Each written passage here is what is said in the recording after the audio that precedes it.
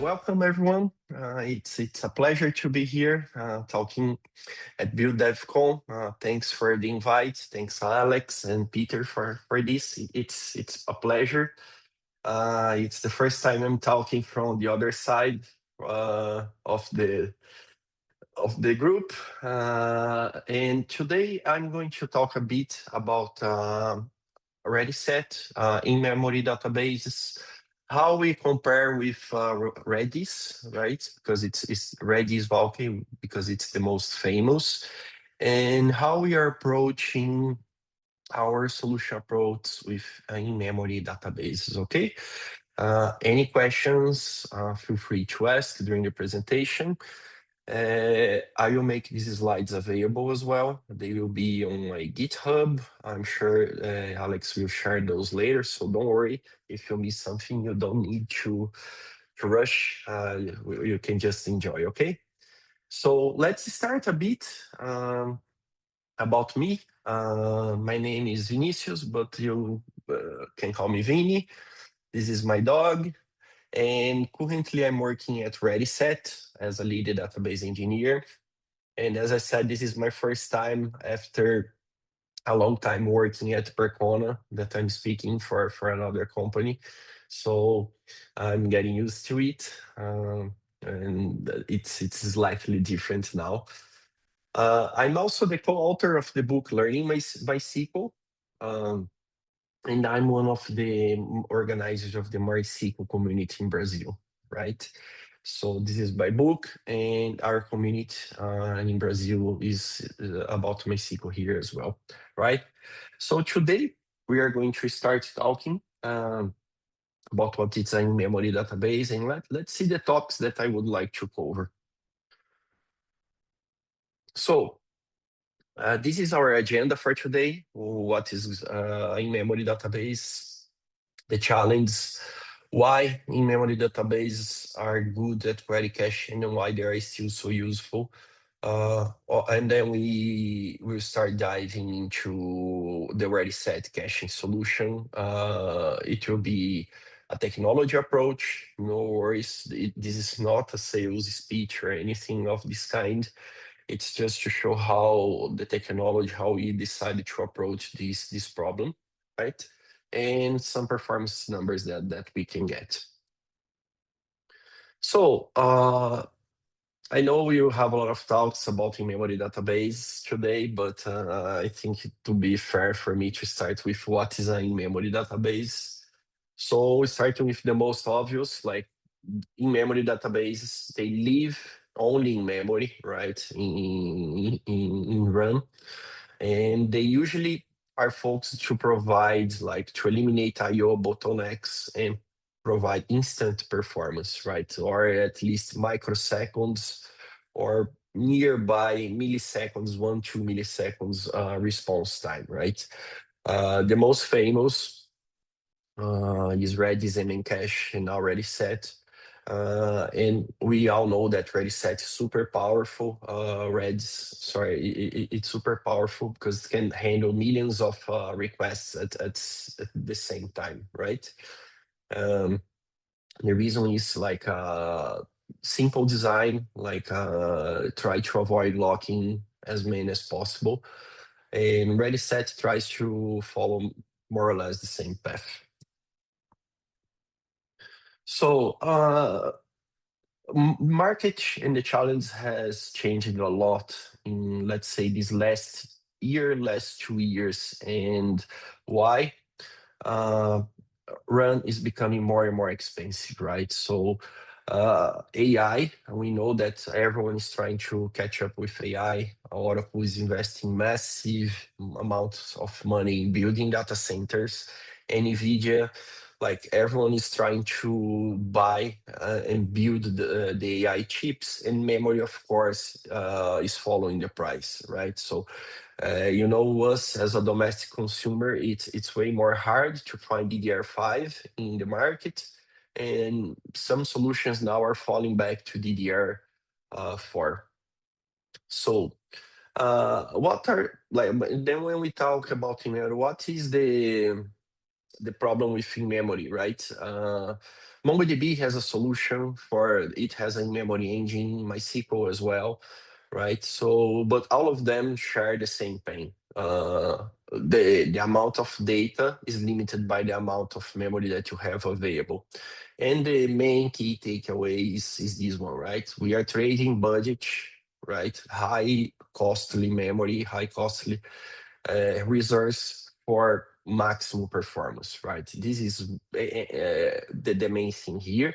And this is why we need to use in-memory database wisely, right? We don't have the infinite resource that we would have with disks, right? Because I kind of say infinite because well, like we are used to have 10, 20, 50 terabytes databases working fine. We have a plenty of them around the world, but we don't have this amount of memory available to create such kind of huge in-memory database, right?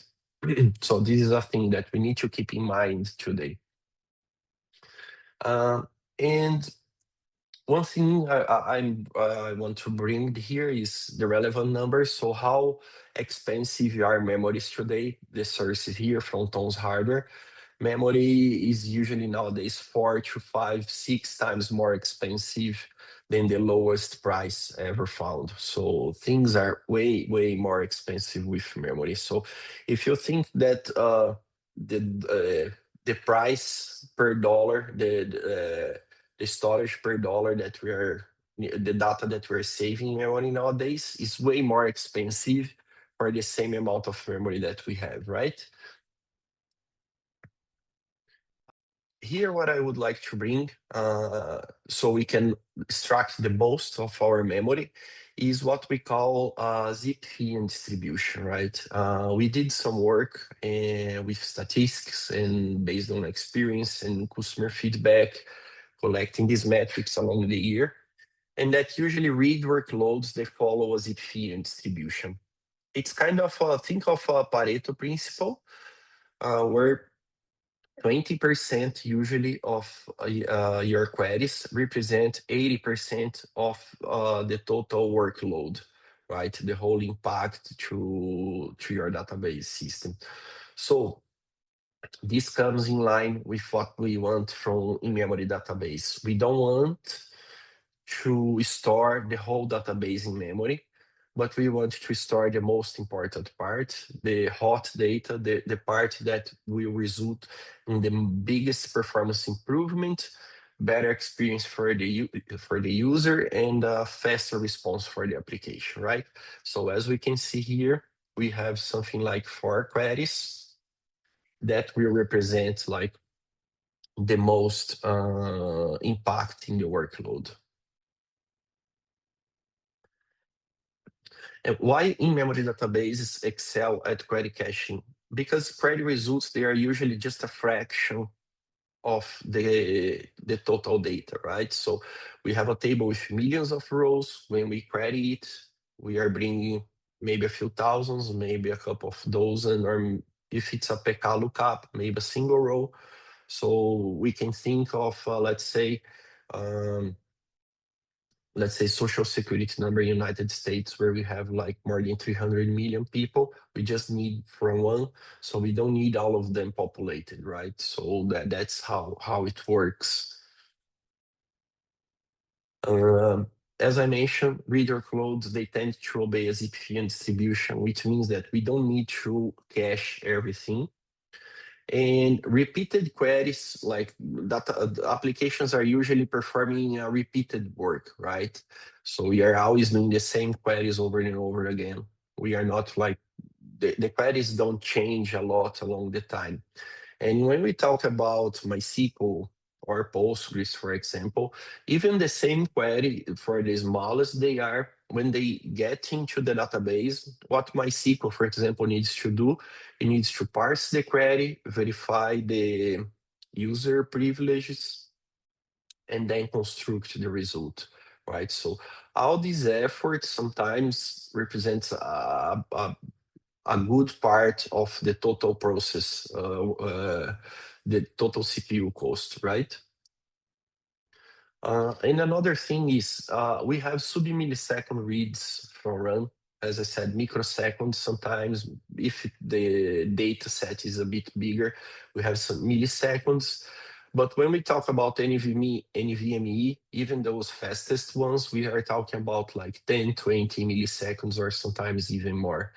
You may say, oh, MySQL, Postgres, any uh, big database nowadays, they have their own cache. It is true. And the problem is we cannot guarantee every time that we hit with the query, this data will be in cache, right? So we have a variation of performance depending of how hot the cache is, that we do not have this from in-memory database. We like have a more uh, the variance between the worst and best case scenario, they are really close. So it gives us predictability. We know how fast we can expect our expectations can be. And some of the in-memory solutions, and then we can mention Redis, for example, they require manual key design, right? So you, as a developer, the application needs to control how this cache will be worked, right? So when I'm going to bring the data in, when I'm going to invalidate, how fast I'm going to invalidate, all those things, all this complexity should not be part of the application, right? So even when we talk nowadays AI, we have cloud, we have like AI programming and all this stuff. Uh, okay, we don't have the burden to the developer, like we are alleviating it, but we're still bringing complexity to the application, and we are still bringing a layer to the application that should, in theory, not be part of the application concern.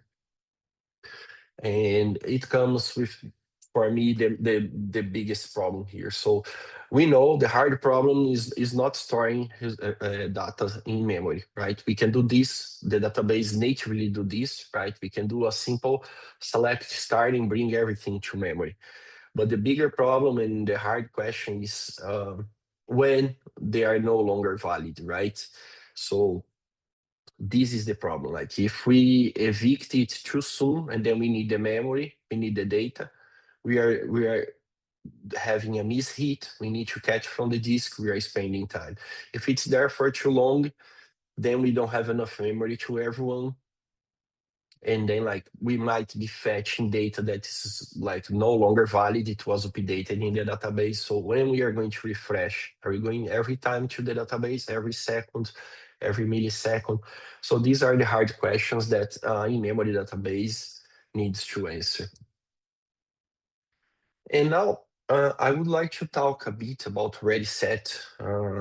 Redis-set is a SQL caching engine, right? Different from Redis that uses a key value. Redis-set works at the SQL level, right? And what means is, what is the benefit? We can, for example, MySQL or Postgres, you can connect your application to Redis-set, and automatically, with no code change, you can start querying, performing SQL statements to Redis-set. Everything that is cached will be replied in sub-millisecond. Everything that doesn't belong to the cache, let's say an update or an insert, will be proxied to the database, and all this will be handled in the background. So similar to proxy SQL or similar to MySQL router, the application doesn't know exactly where it is connecting, right? So you know there is an ecosystem there working, but you don't know if it's the primary database or if it's the caching. Everything is handled transparently for you. So our idea is to simplify scaling, right? So we want to eliminate this burden, this complexity for the application. And a brief comparison to Redis. So the core concept between both, like as I mentioned, Redis uses a general purpose key value. Redis set uses a SQL layer, right? So it's completely different. The integration, as I mentioned, like because we are using the database protocol, we can speak the language, we understand the query, and we don't need to manually decide what's going to be cached or not, right? Um, Also already said we can handle complex SQL aggregations. So window functions, complex dashboards, or something that requires a long query, we can support that. On Redis, you need to work this in a more manually way, right? Uh, Redis set is really SQL centric. Different from Redis. And what I think, what I like to compare between Redis and Redis set is, I think Redis is like C language. You have a lot of power. You can do a lot of things, different things. It serves a huge different kind of use case. While Redis set is focused, of course, only on MySQL and Postgres and only for SQL itself. So, for example, Redis cannot handle multi-source database. So we cannot connect to, let's say, 5 different instance, MySQL instance and another Postgres instance. It cannot. It needs to be a single database. So Redis, on the other side, it's more powerful, but it requires more manual work. So I think it's different kind of products, and they might be a concurrent in certain aspects, but they are really different on what they are targeting. Talking more about Ready Set, we have two modes of caching, and I'm going to start with deep caching. And what is deep caching? There's a lot of text here. I'm not going to read everything. This is for in case you want to read later. But Ready Set was born from a study in the MIT, and we decided to commercialize this as a product. And deep caching is the result of 10 years of studying, right? So the technology is really complex. It requires like a lot of study. Basically, this big diagram is how it works. I will try to explain briefly. I don't want to go super deep in the details, but let's think of this. Just to clarify, this adapter here is the same as this, right? It's the same. I just split here because I thought it was easier to understand.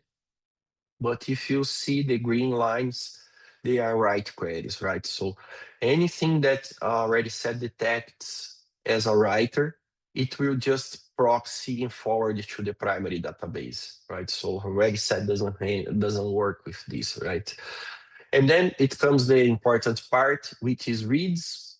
So we have two kinds of reads, right? What can happen with a read? One, the query is cached, so we are working with the cache, so we are checking this here. And two, the query is cached, but maybe we don't have this data or we have this data. As I mentioned, we do not want to cache everything. So let's say it arrived a query, select star with no filter, just a full scan on the database. It will follow the path. We didn't cache this, it goes straight to the primary, and this data will be served by the primary. Let's assume now that we have a query cache, right? So we desire that, let's say, select information from person where name like Vini. This is cached. So we have two situations here. It will go to this, and this table person, it will be replicated inside Redis here using RocksDB. And we have a mechanism, what we call CDC, the change data capture, that will be keeping monitoring the bin logs. So any change that happens to this table person we will capture through an event. We are going to replicate and store in MyRocks. And then we are going to update our state nodes to serve this information. This process of storing this data in RocksDB, why is that? Because we don't want to, every time we start ready set, we need to populate all these tables again, right? So we want to provide right away information. So let's imagine this table person received an update. We started in RocksDB, and then came my query, my select information from person were named like Vini. If the query, if I have Vini cached here, this information will be replied right away, and then we'll have this reply. If not, let's say Vini is not present in the cache, we are going to request to RocksDB, and then we are going to get this information from RocksDB. We don't go to the database to request data when we are using deep caching. Everything is handled by Redis itself and deep caching. So why is that? We don't overload the database doing more and more requests. We are just capturing the binary log information using CDC, and we are updating these internally into Redis states, right? So even if the query is not hit, we are going to fetch this data from RocksDB. Just to show a bit how this works, in Redis for deep caching, we have domains. So we have, as I mentioned, we have the table in Redis on RocksDB. This table production, we have like 30 million rows. We have all these rows stored in RocksDB. What happens is we have this state where we have the information, and this is where we are extracting our information. So think of it like as I mentioned, like, memory is expensive, so we don't want to store all rows from this table at the same time. How we do that? We do it with partial materialization. So I'm going to request the data from Vini. I'm going to get this from RocksDB and put in cache just this information, just Vini in the cache. If I request information about Peter and I don't have this in cache, I'm going to ask for RocksDB to provide. Once I retrieve this information is in cache, right? This information, let's say that for some reason, Peter now lives in New York instead of North Carolina. We received this information. There was an update in MySQL. Binlog got updated. Then we are going to update this information in RocksDB. And through this flow, we are going to update Peter here. So we don't need to invalidate the cache. We don't need to do anything like that. The information is already fresh for us here in cache, right? When memory is evicted, we have a Kiwi. So similar to how buffer pool works with LRU. So the less frequent accessed rows, accessed values, they go to the end of the queue, and once memory is filled, they will be started to get evicted. The ones that are always accessed, they get their timestamp updated, they go to the front of the queue, and the ones with less access, they have the preference to get evicted first. This is more or less how it works. Then we have shallow caching. And shallow caching works similar, a bit more similar to Redis. Shallow caching will actually get your query and index the result set. So if you're going to do a select star from table person where, let's say, shallow caching, it will store the result set. So if we are going to store, let's say, my name, my social security number, my address, my financial information in a single query, all this data will be populated. Different from deep caching that are using state, here we are using a more similar approach to Redis. So What is the difference? At Redis-set, we decided to, again, you don't need to handle this layer of key value. It's all using SQL protocol. Another advantage that we are using is once cache is invalidated in Redis, you have all requests going to the database at once. We provided a safe mechanism, a thundering hard protection. If you have 100 requests arriving at the moment the cache is being validated, we just send one to the database. We get this data and then we serve all the requests. So we are not overloading the database. We provide atomic background refresh. So if the TTL was expired, we are providing the value. At the same time, we are getting the data behind the scenes to refresh the cache. So you don't see this change in the application, right? Um, and another benefit, like the shallow cache, it can cover a big chunk of queries, different from deep caching, where we need to split the operators, like a join is operator, a group by is operator, and many other operators. On shallow caching, because we are providing the result set, we can cover like everything else. Let's think of a team working together. Deep caching will provide like sub-millisecond instantaneous information, while shallow caching will use some TTL to provide a broader coverage.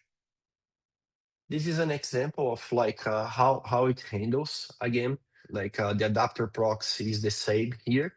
Writes will always go to the primary database. We don't handle that. And we have the mechanisms here to invalidate the cache and to refresh the cache, but all will be done here at Redis-set level. So we don't need, the application doesn't need to worry about doing the refresh or anything like that. If there is a miss, everything will be handled by Redis-set. Let's talk a bit about performance. So I did some tests, and here are some samples of a simulated social workload. So we have some more complex analytic queries here. We have some OLTPs basically hitting the primary key just to make some different workloads. And this is Grafana, right? So as we can see here, this is our first comparison. We are connected straight to MySQL. We see no requests going to Redis-set. We see an average workload of 400 requests per second, right? And at the moment that I decide to use Redis-set, this is when I started to hit Redis-set. Load goes to 26,000 requests per second, right? Why? Because we are serving again in memory sub-millisecond. And you may wonder, okay, but I still see the request here. And yes, remember that this is shallow cache. So every time that the refresh time is triggered, the Redis-set needs to go to the database to update the data, right? So we won't eliminate all the reads when using shallow cache. And then we get an extreme performance jump when we start using it. Because, as I mentioned, analytical queries, even in cache, they need to be dealt with MySQL and VCC. They need to be parsed, security privileges, to see if the user has access to the tables and everything. So this is a heavy burden for the database, and why we can do this way much faster with MySQL, with Redis-set. I think I went too fast, but I hope I was able to show just a little bit. I can answer those questions here or later on social media. For this, I will ask you guys to follow me and follow Redis-set. We'll be happy to collect feedback. We have a lot of interesting things going on in the AI area as well. So we have new tools being deployed. So we are happy to collect some feedback. If you think it's useful, you would like to try, you can access our GitHub, run it for yourself. You have the whole documentation. And I would like to say thank you for Alex again, for Peter, for being here. And I hope I could show a bit about what is a in-memory database and ready set. Thank you so much.